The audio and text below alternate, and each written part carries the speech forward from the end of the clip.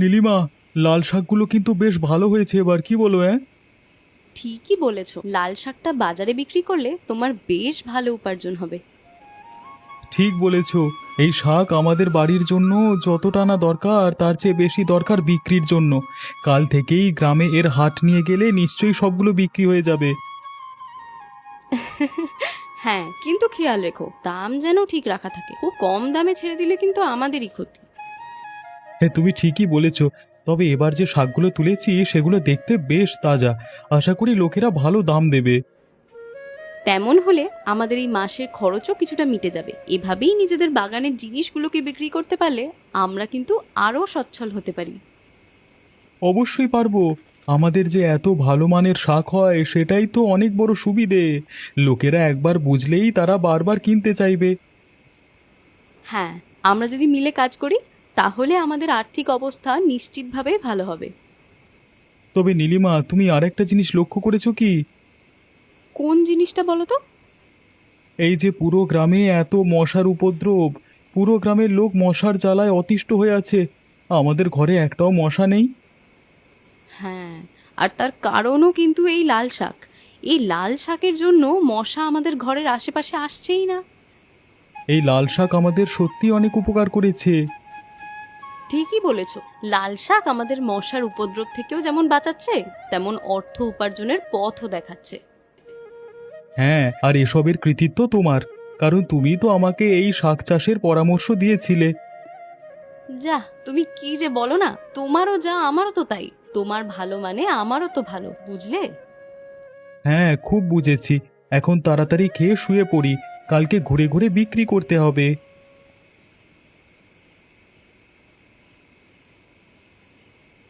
এই অবিনাশ, এই মশার উপদ্রব তো আর সহ্য করা যাচ্ছে না রে। রাতে ঠিক মতো ঘুমোতেও পারি না এই মশার জ্বালায়। মা, আমি আর কি করতে পারি? গোটা গ্রামেই তো মশার উপদ্রব বেড়ে গেছে। তাতে কি, তুই তো এই গ্রামের মোড়ল, তোকে কিছু একটা ব্যবস্থা করতেই হবে। এভাবে কি দিন চলবে নাকি? মা, আমি যতবার পরিষ্কার করবার লোক ডাকতে বলি তারা এসে একবার ঝাড়পোঁছ করে দিয়ে চলে যায়, কিন্তু কয়েকদিনের মধ্যেই আবার সে একই অবস্থা। তা তো বুঝলাম, কিন্তু তুই কি চুপচাপ বসে থাকবি? অন্তত একটু ভালো করে দেখ না কিভাবে মশাগুলো দূর করা যায়। আচ্ছা, আমি কালকে আবার লোকেদের ডেকে কাজ করাবো, হয়তো আরো ভালো করে সব পরিষ্কার করাতে হবে। হ্যাঁ, তাই কর, দয়া করে কর। এই বয়সে তো ঘুমের খুব দরকার, আর এই মশার যন্ত্রণা সব নষ্ট করে দিচ্ছে রে। হ্যাঁ, ঠিক আছে মা, আমি কালকেই কথা বলবো। তুমি এখন একটু ধৈর্য ধরো। আচ্ছা, দেখা যাক কি হয়, তবে খুব বেশি দেরি করিস না বাবা।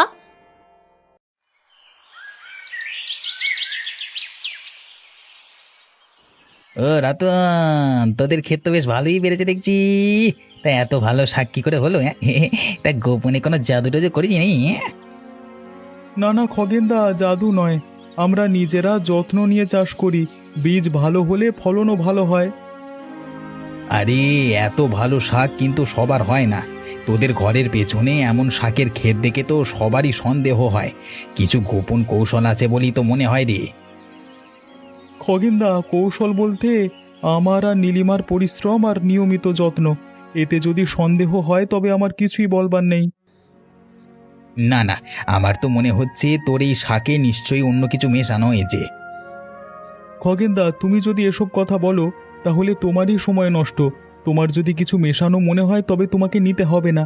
তুমি নিজের মতো থাকো আর আমি আমার মতো থাকি। তোরা ভাবিস তোরা খুব চালাক, তাই না?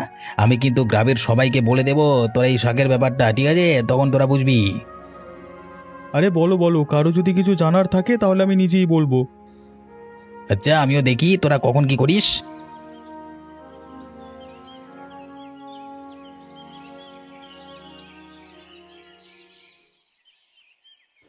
এই যে, এভাবে আর কতদিন চলবে বলো তো? কাল রাতে মশার কামড়ে একটু তো ঘুমাতেই পারিনি। আমি কি করব বলো, টাকা তো নেই, ধূপ আনবো কোত্থেকে? তাহলে কি মশার কামড় খেয়েই বসে থাকবো নাকি? বাড়িতে ধূপ নেই, মশারি নেই, এটা কি কোনো জীবন হলো? বুঝতে পারছি, কিন্তু আমার হাতে তো টাকা নেই, কাজটাও ঠিক মতো হচ্ছে না, কিভাবে আনবো বলো তো? তাহলে কি শুনি, আমি কি মশার সঙ্গে লড়াই করে সারা রাত কাটাবো? তুমি না হয় বাইরে গিয়ে ঘুমাও, কিন্তু আমি তো এখানেই দগ্ধ হচ্ছি। একটা ধূপ আনতে পারছো না? লতা, এমন করে বলো না, আমি তো চেষ্টা করছি। বাজারে গিয়েও দাম দেখলাম, মশা মারবার ধূপগুলো এক একটার কত দাম। তুমি না কিছুই বুঝবে না, আমি জানি কিভাবে মশার যন্ত্রণা সহ্য করতে হয়। শুধু শুধু কথা বলে লাভ নেই, কিছু একটা করো। আচ্ছা, কালকে কোনোভাবেই একটা ধূপ আনবার ব্যবস্থা করব, তুমি একটু ধৈর্য ধরো, কেমন? না, কালকে আর নয়, আজই কিছু একটা করো। মশার কামড়ে আর এক রাতও কিন্তু ঘুমানো যাবে না। ঠিক আছে, আজ কি ব্যবস্থা করব?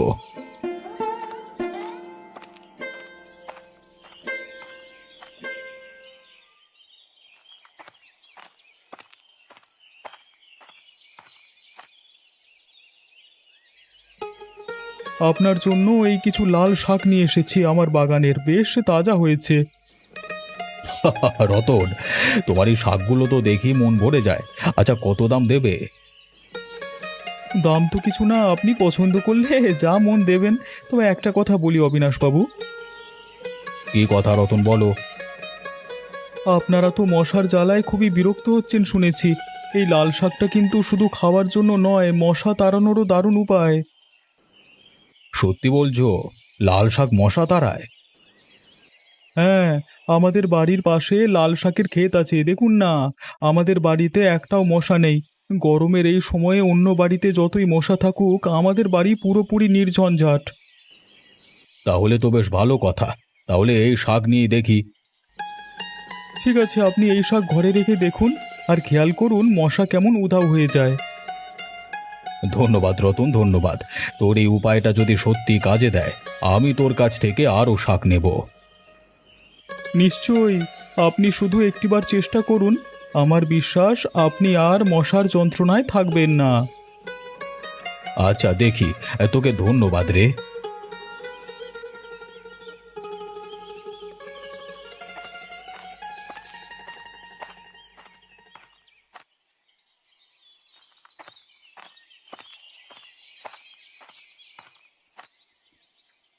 আরে গোপাল, শুনেছিস নাকি রতন তো এবার বড়লোকই হয়ে যাবে? কি বলছিস? কি কি হয়েছে? আর কি, লাল শাকের ব্যবসা করছে যে, শুনলাম বিক্রি করি কোটিপতি হয়ে যাবে দুদিনের মধ্যে। আহ, ওর মতো একটা লোক কেমন করে এত বড় লোক হয়ে যায়? এটা ঠিক হয় না। আমিও তো সেটাই বলছি, সব তো ভাগ্যের ব্যাপার। আমাদের কপালে কিছু নেই, আর ও আমার চেয়ে অনেক বেশি কামিয়ে নিচ্ছে। একেবারে মেনে নিতে পারছি না রে। রতনকে তো আমি নিজের চোখে দেখেছি, আর ও কত বড় ব্যবসায়ী। লাল শাক বিক্রি করে কোটিপতি হওয়া, এটা তো অবিশ্বাস্য। আমি তোকে বলেছি রতনকে কিভাবে একটু আটকানো যায় সেটা ভাবতে। এভাবে যদি চলতে থাকে তবে তো আমরা ওর কাছে হেরে যাব। ঠিক বলেছিস, কিছু একটা করতেই হবে। আমরা তো এভাবে পড়ে থাকতে পারি না। আমাদের কোনো বেচা কেনা নেই, আর ও পুরো বাজার দখল করে নিচ্ছে। এ তো হতে দেওয়া যায় না। তাই তো বলছি, রতনকে একটু বোঝাতে হবে এই ব্যবসা বেশি দূর যাবে না, আর না হলে আমাদেরই কিছু করতে হবে। হ্যাঁ, একদম ঠিকই বলেছিস। এবার আমরা দেখে নেব, ওর লাল শাকের এত বাড়াবাড়ি আর চলবে না।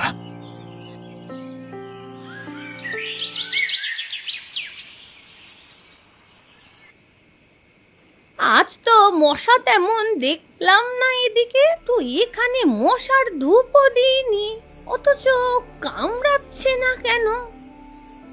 মা, তোমার জন্য একটা ছোট্ট সমাধান করেছি। কি করেছিস বল তো? রতন আজকে লাল শাক বিক্রি করতে এসেছিল, তখন সে বলল লাল শাক নাকি মশা তাড়াতে কাজে দেয়, তাই ঘরের পাশে কিছু লাল শাক এনে রেখেছি। লাল শাক মশা তাড়াবে? এ কেমন কথা? আমিও প্রথমে বিশ্বাস করিনি, কিন্তু দেখো, আজকে মশার উৎপাতটা কমেছে না। রতন ঠিকই বলেছিল, এই লাল শাকের গন্ধে মশা নাকি কাছে আসে না। তাহলে তো ভালোই হয়েছে, রাতে অন্তত একটু শান্তিতে ঘুমানো যাবে বল। হ্যাঁ মা, দেখছি আরও লাল শাক এনে ঘরের আশেপাশে রাখবো। তাতে মশার জ্বালাও থাকবে না, আর তুমি ভালো ঘুমাতেও পারবে। ঠিক বলেছিস, এখন যদি মশা কমে তোর কথায় আমি রাজি। লাল শাকই থাকুক।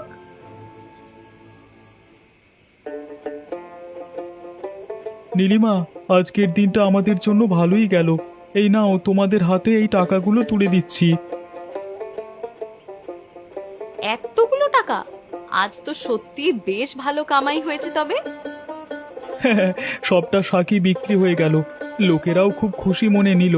বিক্রিটা অবশ্য বেশি হয়েছে লাল শাকের মশা তাড়ানোর গুণের জন্য।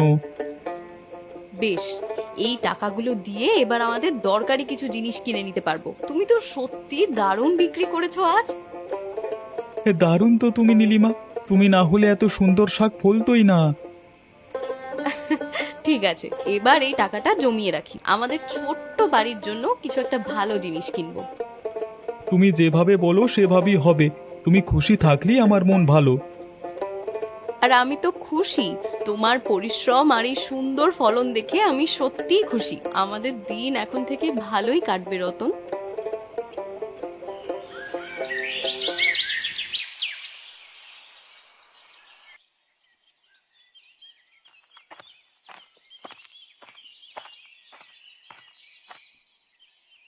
আরে ও রতন, আর কতদিন এই শাকের ব্যবসা চলবে?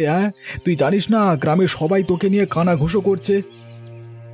গোপাল, আমি তো নিজের পরিশ্রমে শাক ফলাচ্ছি আর বিক্রি করছি।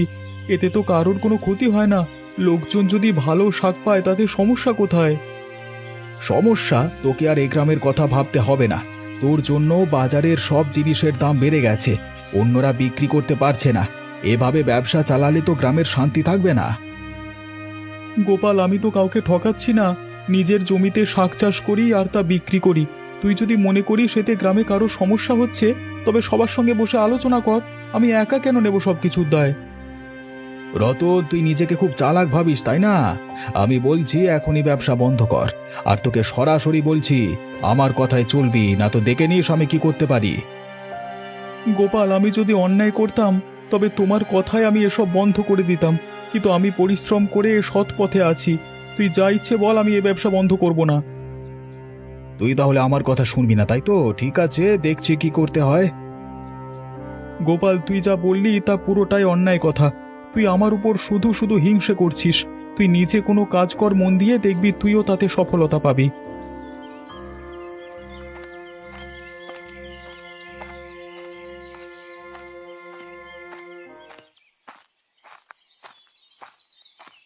অবিনাশ বাবু, আপনাকে একটা কথা বলতে এলাম।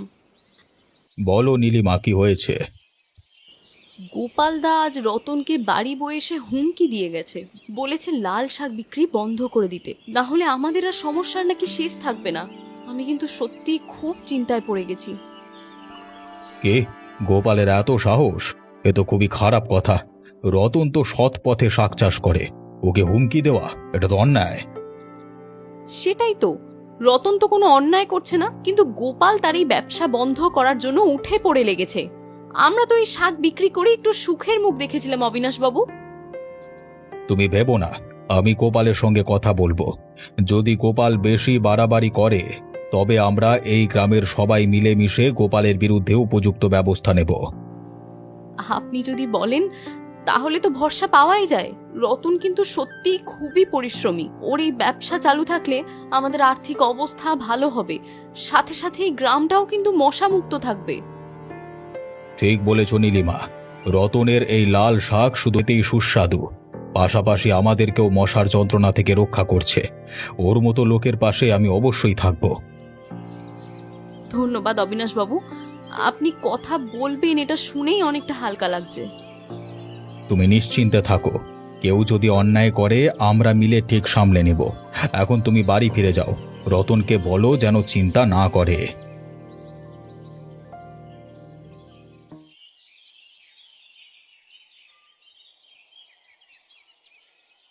আরে খগেন, শোনো ভাই, আজকে রতনের বাড়ি গিয়েছিলাম। তাই নাকি? তা কি কথা হলো বলো শুনি। আর বলো না, ভেবেছিলাম সামান্য ভয় দেখালেই পিছিয়ে যাবে, কিন্তু আমি তো রতনের সঙ্গে কিছুতেই পেরে উঠলাম না। আমি তাকে হুঁশিয়ারি দিলাম, বললাম ব্যবসা বন্ধ করতে, কিন্তু সে একটুও পাত্তা দিল না, বলল যা ইচ্ছে করো। আরে গোপাল, এখন রতন কি আর ফাঁপা আওয়াজে ভয় পাবে? এখন ওর গায়ে মনে সমাজের জোর বেড়ে গেছে। তার বলতে কত বললাম গ্রামে এমন বড়লোকই দেখতে যাস না, তার শাকের দাম নিয়ে সবাই কানাঘুষো করছে, কিন্তু রতন বলে ও তো সৎপথেই কামাচ্ছে। তোর আমার কথায় ওর কিছু যায় আসে না, তাই তো? ঠিক আছে, যদি রতন পাত্তা না দেয় তাহলে তোকে আর কিছু করতে হবে না। তাহলে আমরা কি চুপচাপ সবকিছু মেনে নেব, কিছু করব না? না না, কিছু তো করবো বটেই, কিন্তু কি করলে শায়েস্তা হবে তা ভাবতে হবে। কি করব ভেবে বলতো, আমার হুমকি তো মানলো না, আমিও তো আর কিছুই ভেবে পাচ্ছি না। তুই আর কিছু করিস না, আমি দেখে শুনে যা করবার করছি। রতনকে তো আমি শায়েস্তা করবই। আচ্ছা, ভেবে চিনতে ভালো কিছু করিস, ওই রতনকে শিক্ষা দিতেই হবে, ওর সুখ আমি আর দেখতে পারছি না। হ্যাঁ হ্যাঁ, তুই এত চিন্তা করিস না, যা করবার আমিই করব, আর এই রতনকে আমি উচিত শিক্ষা দেব। আচ্ছা খগেন, আমি এখন কাজে যাই, হ্যাঁ, 2 টাকা রোজগার হয় কিনা দেখি। আচ্ছা যাও।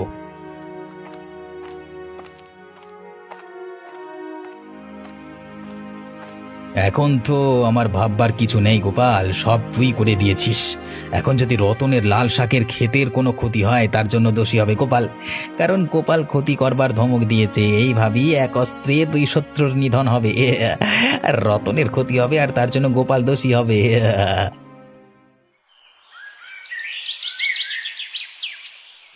নীলিমা দেখো, আমাদের লাল শাকের ক্ষেতের কি দশা হয়েছে, সব ধ্বংস করে দিয়ে গেছে কেউ।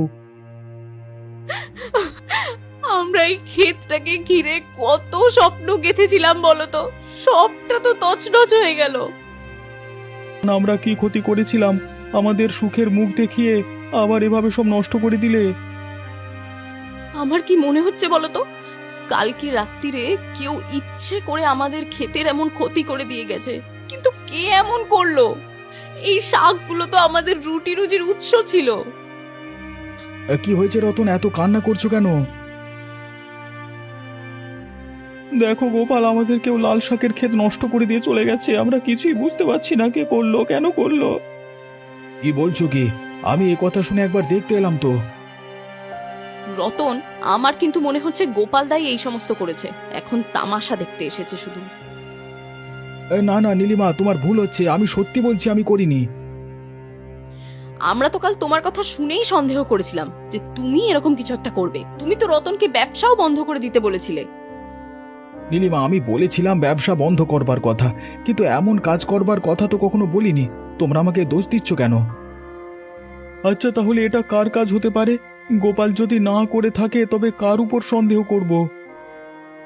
গোপাল দা যদি না করে থাকে তাহলে আর কে করবে এরকম? খগেনের কথাটাই মনে হচ্ছে, সে তো সেদিন এসেই আমাদের শাক নিয়ে কতগুলো কটু কথা বলে গেল। হ্যাঁ, খগেনই হতে পারে, আমি এ কাজ করিনি। কালকে আমি যখন রতনকে ধমক দিয়ে ফিরছিলাম তখন পথে খগেনের সাথে দেখা হয়। তখন তোমাদের মাঝে কি কথা হয়েছিল? খগেন বলল যে রতনকে থামানোর জন্য যা করবার ওই করবে, আমাকে কিছু ভাবতে বা করতে বারণ করলো। তাহলে খগেনকে জিজ্ঞাসা করতে হবে। এবার তো আমি নিশ্চিত এই কাজটা ওই করেছে। এ কাজ যদি ও করে থাকে তাহলে আমি ওকে ছাড়বো না বলে দিলাম। ঠিক বলেছ, এবার আমরা কাউকে ছাড়বো না। তোর কার সাজে আমি বুঝে গেছি খগেন, তুই চুপ করে থাকিস না, অন্যদের ক্ষতি করে আমাকে ফাঁসাতে চাস। আরে গোপাল, বেশি বাড়াবাড়ি করিস না, তোর তো আমি কিছু করিনি, তুই এত চেঁচাচ্ছিস কেন? গোপাল, খগেন, এই ঝগড়া বন্ধ করো, আমরা সবাই জানি কে সত্যি আর কে মিথ্যে বলছে। খগেন, এভাবে কথা না বাড়িয়ে সোজা সত্যি কথা বল, তুই রতনের লাল শাকের ক্ষতি করেছিস তাই না? হ্যাঁ, আমি করেছিলাম। তুই স্বীকার করছিস? এতক্ষণ সবাই আমাকে দোষারোপ করছিল, আর এখন বলছিস তুই করেছিস? খগেন, তুই তো আমাকে চিনিস, আমি তো তোর কোনো ক্ষতি করিনি রে, তুই এভাবে আমার ক্ষতি করলি কেন? খগেন, এই কাজের জন্য তোকে ক্ষতিপূরণ দিতে হবে। রতন যে ক্ষতির মুখে পড়েছে তার ক্ষতিপূরণ তোকেই দিতে হবে। আমার খুব ভুল হয়ে গেছে, আমি হিংসে করেছিলাম রতনের উন্নতিতে। ঠিক আছে, আমি ক্ষতিপূরণ দেব, আমি ওর ক্ষতির জন্য দায়ী। রতন, তোর সঙ্গে ভুল বোঝাবুঝি হয়েছে। আমি সত্যি কিছু করিনি, আর আমি আমার আগের ব্যবহারের জন্য ক্ষমা চাইছি। ঠিক আছে গোপাল, খগেন, আমরা সবাই ভুল করি। তোমরা যখন দুঃখ প্রকাশ করেছো তখন আমি তোমাদের ক্ষমা করে দিলাম। ঠিক আছে, তাহলে এই বিষয়টা এখানেই শেষ। খগেন ক্ষতিপূরণ দেবে, রতন তার ক্ষতি পুষিয়ে নেবে।